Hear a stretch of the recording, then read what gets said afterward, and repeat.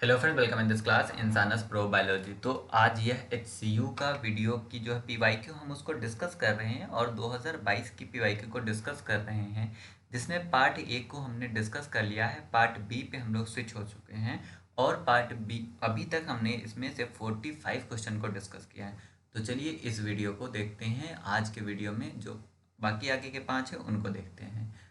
An organism is able to live on a culture medium containing nutrient A by the enzyme catalyzed reaction as shown A to B। अच्छा, A to B to C। यहाँ पे कुछ इस तरह से है, A to B and to C. A mutant organism यहाँ पे यूज किया गया है कि ए जो है वो म्यूटेंट ऑर्गेनिज्म है which is a nutrient auxotrophs है, fail to survive on nutrient A but live when a nutrient B were supplied to the medium. This is best explained as. यहाँ से जो है ना आप क्वेश्चन को मतलब ऑप्शन एलिमिनेशन मेथड यूज करके इसको सोल्व कर सकते हो अगर आपके पास ज़्यादा ज्ञान नहीं है तो। Central dogma of the life जो है वो नहीं हो सकता, क्योंकि सेंट्रल डोगमा कहता है कि डीएनए से डीएनए बनता है, उसे रिप्लिकेशन कहते हैं। डीएनए से आरएनए बनता है जिसे हम ट्रांसक्रिप्शन, और आरएनए से प्रोटीन बनता है जिसे हम ट्रांसलेशन कहते हैं। That is the central dogma of life. तो ये इनमें कोई रिलेशन नहीं है, तो इसलिए ये आपका आंसर नहीं हो सकता। यहाँ लिखा है one gene many enzyme hypothesis. देखिए इस कंडीशन में इन्होंने क्या कहा है कि एंजाइम कैटालाइज रिएक्शन, यहाँ पे है कि nutrient A by the enzyme catalyse reaction, A से बी, बी से सी और सी से डी। क्या यहाँ पे ये कहीं इस पूरे क्वेश्चन में लिखा हुआ है कि कोई एक मतलब मल्टीपल एंजाइम यूज हो रहे हैं? ऐसा नहीं लिखा है ना। इन्होंने सीधे लिखा है the organism is able to live on the culture media containing nutrient A by the enzyme catalyse reaction. अगर यहाँ पे ये फेल ना होता, फेल ना हो कि क्या होता, सरवाइव होता, सरवाइव होता इस न्यूट्रिएंट ए पे, तो इसका मतलब है कि कोई और एंजाइम जो है वो जाके इसको कैटालाइज कर रहा था। और कोई और एंजाइम होने का मतलब है कि एक जीन जो है उससे दूसरा एंजाइम बना है। तो इस कंडीशन में आपका वन एंजाइम मेनी मतलब one gene many enzyme hypothesis काम आता, बट ये भी गलत है। यहाँ पे एंजाइम की बात हो रही है और फेल और सर्वाइव की बात हो रही है, तो अमाइनो एसिड एक्टिवेशन तो नहीं होगा। तो करेक्ट आंसर इसका होगा one gene one enzyme hypothesis. That is the reason कि जब आपका यहाँ पे ए म्यूटेट हो गया, कहाँ गया, यहाँ पे लिखा हुआ है ना कि ए म्यूटेट हुआ, ए म्यूटेट ऑर्गेनिज्म, तो वो ए पे जो है फेल हो गया। ए ए म्यूटेट हुआ तो ए पे फेल हो गया, मतलब जो ए के लिए एंजाइम था वो एक ही जीन से कंट्रोल हो रहा था। तो that is the one gene one enzyme hypothesis. ये बहुत ही इजी क्वेश्चन और बहुत ही सिंपल क्वेश्चन है, पर डायरेक्ट क्वेश्चन भी है। यहाँ पे लिखा है the refractive period of DNA replication in E coli. E coli के केस में जो है आपका डीएनए रेप्लिकेशन जब शुरू होता है उसमें एक रिफ्रैक्टरी पीरियड होता है। तो वो रिफ्रैक्टिव पीरियड होता क्यों है ये पूछा गया है। अब इसको समझने से पहले कुछ बुलेट पॉइंट आप कॉपी पे लिख लीजिए, क्योंकि मैंने आपको पहले ही बताया है कि जैसे जैसे आप एग्ज़ाम की तैयारी कर रहे हो कॉपी और पेन लेके बैठना, क्योंकि कभी भी कोई भी क्वेश्चन किसी भी तरीके से पूछा जा सकता है। तो refractive period of DNA replication in E coli जो होता है किसके रीजन से होता है, तो उसके लिए कुछ बुलेट पॉइंट पहले लिख लो जिससे आपको समझ में आए। एक प्रोसेस होता है जिसे हम बोलते हैं मिथाइलेशन। मिथाइलेशन जो होता है वो साइटोसिन पोजीशन पे होता है, और methylation of the E coli या E coli replication replication origin origin create a creates a refractory refractory refractory period for DNA initiation. इस लाइन को पढ़ते ही तुम टिक लगा दोगे मिथाइलेटेड ओरिजिन, लेकिन 2 मिनट रुको। इनिशिएशन, ये तो लाइन है जो तुम्हें याद रखना है कि methylation of the E coli replication, methylation of the, not methylated, methylation of the E coli replication है लिखा हुआ।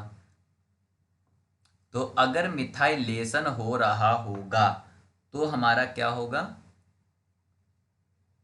कौन सा फेज होगा, हेमी मिथाइलेशन का फेज होगा, hemi methylated, hemi methylation of the E coli origin of replication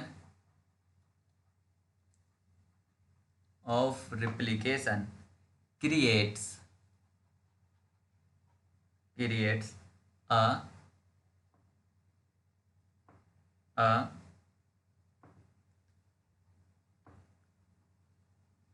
refractory period for DNA। अगर आपका हेमी मिथाइलेशन नहीं दिया हो तब आप क्या टिक लगाओगे, मिथाइलेशन ओरिजिन। अगर आपका हेमी मिथाइलेटेड ओरिजिन दिया होगा तो आप क्या टिक लगाओगे, हेमी मिथाइलेशन। तो इसका करेक्ट आंसर आपका होगा hemi methylated origin. Hemi methylated origin का मतलब होता है कि एक स्ट्रैंड मिथाइलेटेड होता है और एक स्ट्रैंड मिथाइलेशन नहीं पाया जाता है। क्या आपको याद रखना है, हेमी मिथाइलेशन का क्या मतलब होता है कि एक स्ट्रैंड मिथाइलेटेड होगा, दूसरा स्ट्रैंड मिथाइलेटेड नहीं होगा। हेमी मिथाइलेटेड ओरिजिन जो होता है refractive period of DNA replication का कारण होता है। याद रखना इस बात को। द रीजन इज दैट कि मे भी पूछा जा सकता है। अगर हेमी मिथाइलेशन नहीं दिया होगा ऑप्शन में तो तुम क्या टिक लगाओगे, मिथाइलेशन लगाओगे, और अगर हेमी मिथाइलेटेड ऑप्शन में होगा तो हेमी मिथाइलेटेड ही लगाओगे, because most appropriate answer is hemi methylated. चलो नेक्स्ट क्वेश्चन पे चलते हैं। Which of the following best, ये भी क्वेश्चन बहुत ही अच्छा है। One of the following best describe the death upon detachment. मतलब क्या है कि जैसे ही डिटैचमेंट हुआ तो डेथ हो गया। डिटैचमेंट कहाँ से, डिटैचमेंट हुआ एक्स्ट्रा सेलुलर मैट्रिक्स से। याद रखना डिटैचमेंट कहाँ से, डिटैचमेंट हुआ एक्स्ट्रा सेलुलर मैट्रिक्स से। एक्स्ट्रा सेलुलर मैट्रिक्स में अटैच किससे है, ये भी बात यहाँ पे याद रखना। अटैच है हमारा इंटीग्रिन से, इंटीग्रिन से अटैच है। अगर इंटीग्रिन से डिटैच हुआ और उसकी डेथ हो गई तो ऐसे डेथ को हम बोलते हैं आपका एनॉकिस। एनॉकिस यह जो है आपका एक प्रोग्राम्ड सेल डेथ है, प्रोग्राम्ड सेल डेथ है, प्रोग्राम्ड सेल डेथ है एनॉकिस। एनॉकिस एक प्रोग्राम्ड सेल डेथ है जिसमें क्या होता है, आपका सेल डिटैच होता है कहाँ से, करेक्ट एक्स्ट्रा सेलुलर मैट्रिक्स या इंटीग्रिन लाइगेशन से। तो इसका करेक्ट आंसर आपका एनॉकिस है, एनॉकिस। इसके अलावा इसकी भी डेफिनेशन लिख लो यहीं पे, नेक्रोटॉसिस, नेक्रोप्टिस या नेक्रोटॉसिस, यह आपका एक रेगुलेटेड नेक्रोसिस है, नेक्रोसिस है, रेगुलेटेड नेक्रोसिस है जो कि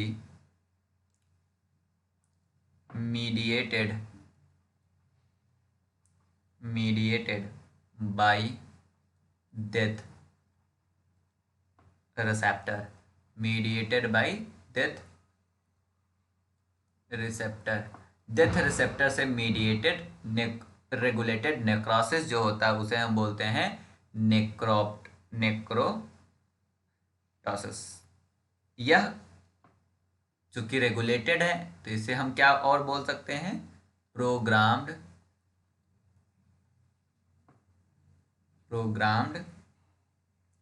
form of necrosis,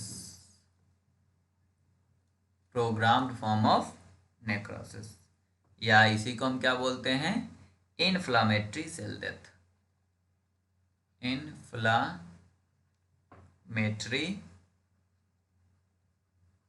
cell death. एक और आपका यहीं पे है, उसको भी आज याद कर लो क्योंकि मे भी इस सवाल पूछ लिया जाए उसके definitions. Extra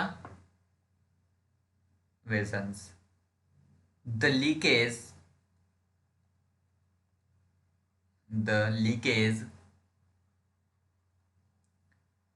of a fluid, the leakage of the fluid out of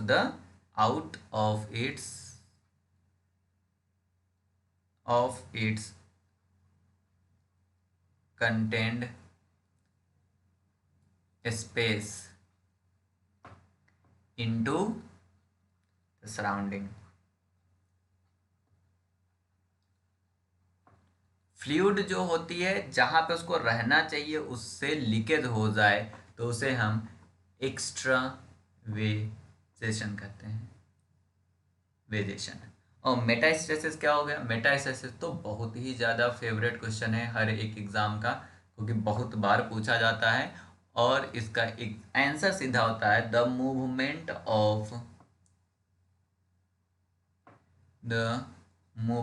of cancer cell, the movement of cancer cells from the place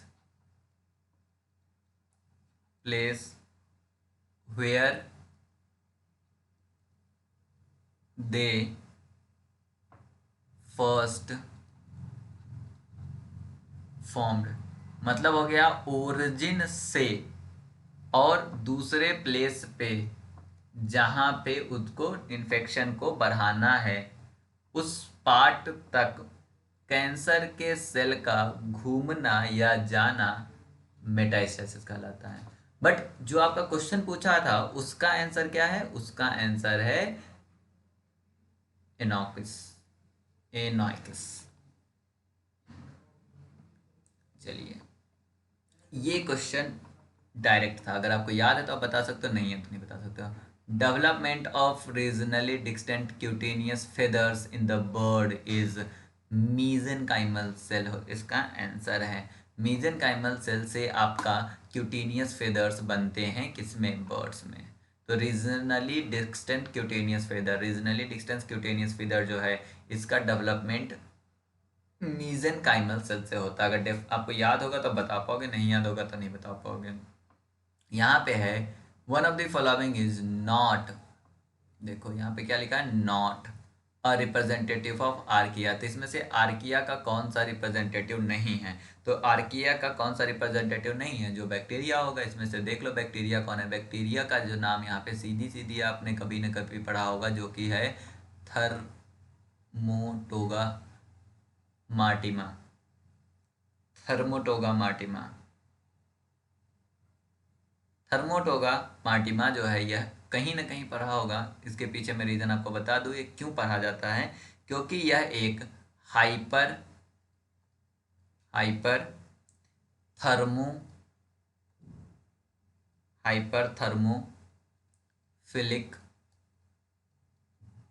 thermophilic anaerobic bacteria है। पर खास बात क्या है, ये भी एक बात है इसमें कि खास बात क्या है, यह एक बैक्टीरिया है जो कि हाइड्रोजन प्रोड्यूस करती है, प्रोड्यूस हाइड्रोजन H2 गैस कितना प्रोड्यूस करती है, मोर देन 4 मोल बाई, मतलब 4 मोल H2 बाई 1 मोल ग्लूकोज। अब मजे की बात है कि ये more than 4 mole H2 by 1 mole glucose क्यों इंपॉर्टेंट है, तो याद रखना 4 मोल H2 1 मोल ग्लूकोज मतलब 1 मोल अगर हम ग्लूकोज ले और यहाँ से 4 मोल H2 निकले, 4 मोल H2 निकले, तो इस पॉइंट को, इसको हम बोलते हैं थाउर लिमिट। मतलब 1 मोल ग्लूकोज से 4 मोल हाइड्रोजन ही, मतलब हाइड्रोजन ही इल्ड होगा, 1 मोल ग्लूकोज से 4 मोल हाइड्रोजन ही इल्ड होगा, यह डेफिनेट बात है, यह नेचर में पाया जाता है। और इस लिमिट को, जो कि 4 मोल हाइड्रोजन को हो रहा है लिमिट, इस लिमिट को हम थाउर लिमिट कहते हैं। बट थर्मोटोगा मार्टिमा यह एक ऐसा बैक्टीरिया है जो more than Thauer limit hydrogen produce करती है, और यह हाइपरथर्मोफिलिक है। दैट इज द रीज़न यह एक बैक्टीरिया है, यह आर्किया नहीं है। ऐसे क्वेश्चन में दो ही पॉसिबिलिटी है, या जो उसने पूछा है वो आपको पता होना चाहिए, या वो उसने जो पूछा है उसके अलावा आपको पता होना चाहिए। अगर आपको ये पता हो कि आर्किया कौन कौन सा है तो आप इसे बता सकते हो, जैसे मेथनोकोकस जेनेस्की, आर्कियोग्लोगस ग्लोबस फेलग्यूडा, या एरियोपायरम परनिक्स, ये सब आर्किया है। डेफिनेटली आप इसे बहुत ही आराम से एलिमिनेट करके भी बता सकते थे थर्मेटोगोगा मार्टिमा को, कि अपने थर्मस एक्यूटिकस नाम से भी सुना होगा, एक बैक्टीरिया होती है थर्मोस एक्यूटिकस, यह एक आपका क्या है, बैक्टीरिया है। याद रखिएगा थर्मस एक्यूटिकस पीसीआर में यूज होती है, और पीसीआर में एक और आपका होता है यूज, जो कि पीएफयू एंजाइम है। पीएफयू एंजाइम जो है पायरोकोकस से बनता है, पायरोकोकस आर्किया है ना कि बैक्टीरिया। यहाँ पे जो आपका यहाँ पे है मेथनोकोकस जेनेस्की, ये डेफिनेटली आपका आर्किया है, क्योंकि मेथनोजन मीथेन प्रोड्यूस कर रहा है, मीथेन इन्वायरमेंट में रह रहा है। बाकी दोनों में उन्होंने साफ साफ आर्किया और आयरियो यूज ही किया है, तो आप इसे इजीली बता सकते थे। बट ये तो थर्मेटोगा मार्टिमा है, that is a important bacteria, anaerobic bacteria, क्योंकि यह आपका थाउर लिमिट से ज़्यादा हाइड्रोजन प्रोड्यूस करते हैं। थाउर लिमिट क्या होता है कि एक ग्लूकोज मॉलिक्यूल से आप 4 हाइड्रोजन मॉलिक्यूल H2 मॉलिक्यूल जो है आप प्रोड्यूस कर सकते हो। मतलब H2 yield is restricted to the 4 moles of H2 per mole of glucose and that is called a Thor limit। चलिए लिख लो, Thor limit में भी कभी पूछ लिया जाए किसी एग्जाम में। H2 yield is restricted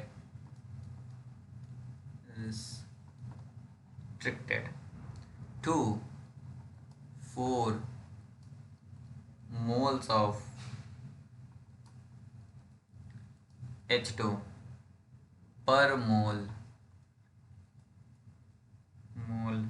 of glucose called